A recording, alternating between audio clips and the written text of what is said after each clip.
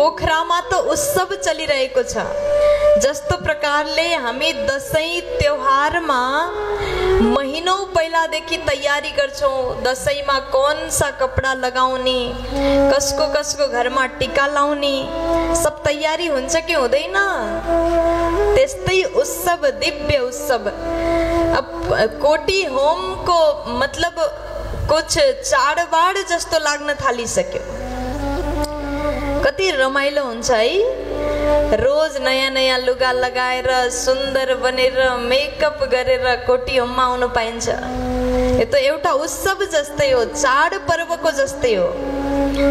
पोखरावासीले यो सुन्दर अवसरलाई छोड्न हुँदैन। यदि हजुरका रिश्तेदार, नातेदार, सम्बन्धी और दोस्रो जिल्लामा पनि हुनुहुन्छ भने सबैलाई फोन गरेर बोलाउनु होला, हाम्रो पोखरामा आउनुहोस्। ठुलो उत्सव भइरहेको छ, महिनौसम्म चल्ने यो विशाल कोटी होम। कलियुगमा यस्तो कोटी होमको दर्शन गर्न पाउनु सानोतिनो पुण्यको प्रभावले पाइँदैन।